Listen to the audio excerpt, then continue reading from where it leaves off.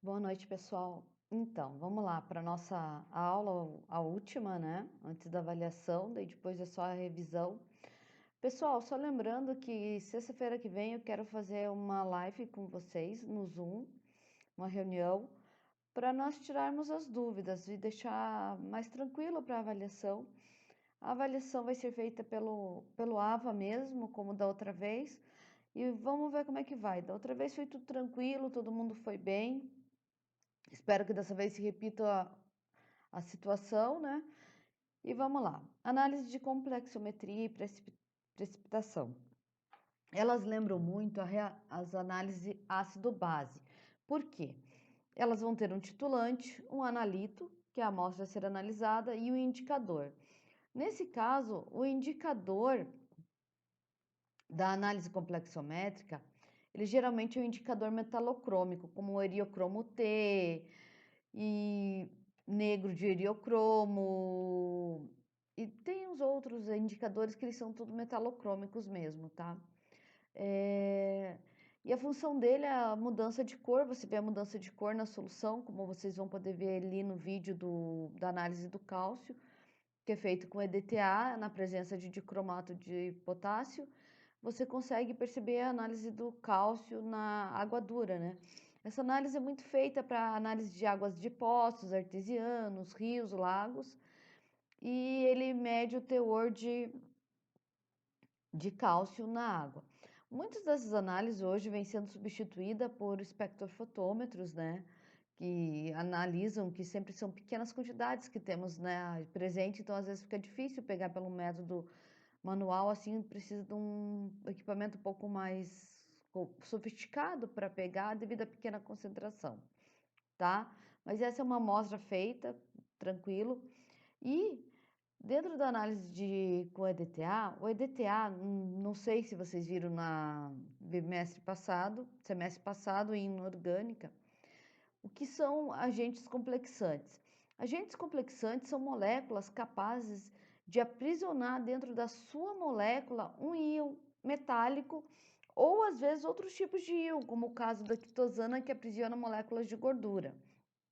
Mas no caso do EDTA e de outros compostos da família do EDTA, eles têm uma ligação na qual ele, quando você vê o nome do EDTA, você vê EDTA disódico, porque ele tem dois sódios na cadeia molecular dele. E esses sódios, eles são passíveis, né, durante a reação de titulação, eles são removidos e um íon metálico entra no lugar. Pode ser um zinco, magnésio, alumínio, cobre, cálcio, bário. E quando esse íon entra no lugar do sódio, na molécula de EDTA, essa molécula ela fecha como se fosse uma pinça, aprisionando esse metal dentro da sua molécula.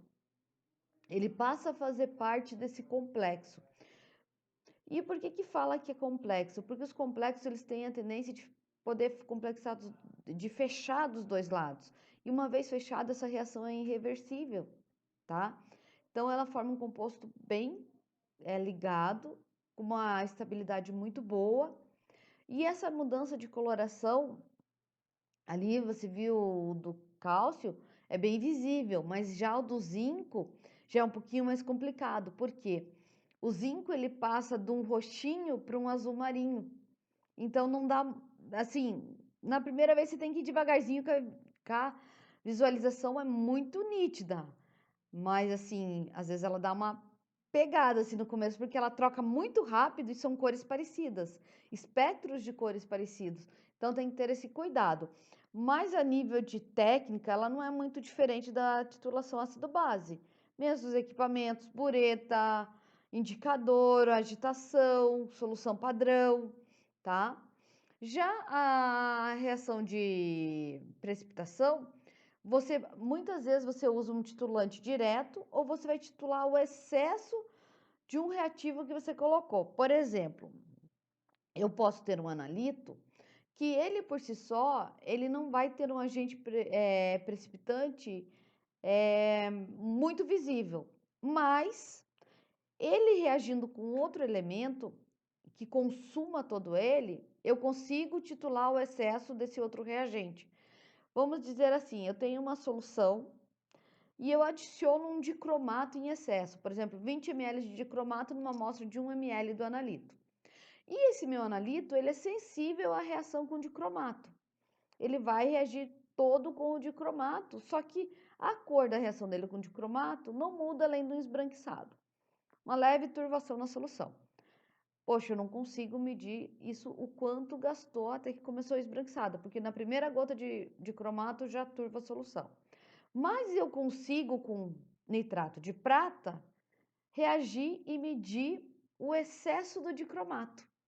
Então, pelo excesso de dicromato que sobrou na solução, eu consigo obter o que foi gasto com esse analito e ter a minha titulação de precipitação. Como vocês vão ver ali no vídeo, porque como eram técnicas muito parecidas, eu achei interessante mostrar vídeos simples de alunos mesmo fazendo, mas que mostrasse a mudança de cor para vocês, que era o que a gente estaria fazendo em laboratório se a gente tivesse tido aula prática agora, né? E você vai ver que a mudança de cor é muito nítida. E o precipitado, ele não separa os dois precipitados, o precipitado que está branco do que está marrom tijolo. Uns falam marrom tijolo, outros tijolo. Para mim é um marrom tijolo, né? Ou cor de tijolo, que seja. E você vai ver que é muito nítido quando que ele começa clarinho, daí ele vai ficando amarelo um pouquinho, daí ele, de repente ele tá marrom tijolo ali. E é muito nítido essa coloração. Então, o que é importante saber desse capítulo? Qual é a função dessas técnicas? Para que serve uma complexometria?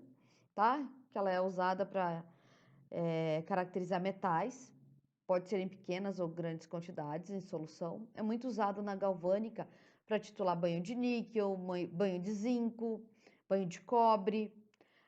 Também se usa muito colocar manitol para ajudar na identificação, quando se fala do níquel, né? Então, ele é muito usado em galvanoplastia, em indústrias químicas para essas titulações, em laboratórios de tratamento de água, análise de águas, né? Amostra de água de efluentes. Muitos efluentes de indústrias têm residuais metálicos e essas águas podem usar esses métodos, tá?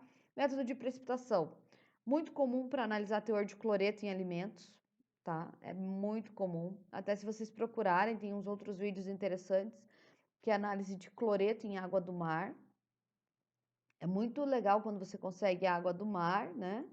E uma água normal da torneira e você faz a titulação. Você vê o quanto de sal tem realmente na água do mar. Porque esse cloreto, ele não que é pego, ele não vai ser diferenciado se é cloreto de magnésio, potássio, sódio, que no mar tem dos três, o maior em quantidade é o sódio. Então, também é muito usada para teor de cloreto, para análise de prata em solução, quando é o caso, né, de análise de prata. Também o inverso é usado. Então, assim, são soluções e técnicas simples. Ali no texto tem muita conta, muito cálculo. Eu falei para vocês que não é o nosso objetivo os cálculos, e sim a prática, o conhecimento de uma ideia de que técnica é essa, né? Que existem essas técnicas. Muitas dessas técnicas hoje existem equipamentos caríssimos que fazem, mas nem todas as indústrias têm. Conheço muito em laboratório que trabalha com análise de água que ainda faz essa titulação de água de dureza manual. Então, uma análise bem útil para quem vai fazer aí TCC na área de resíduos, água, alguma coisa assim. Também é legal saber futuramente. E aguardo vocês na próxima sexta. Fiquem com Deus, se cuidem, tá? E vamos tocando o barco. Tchau, tchau!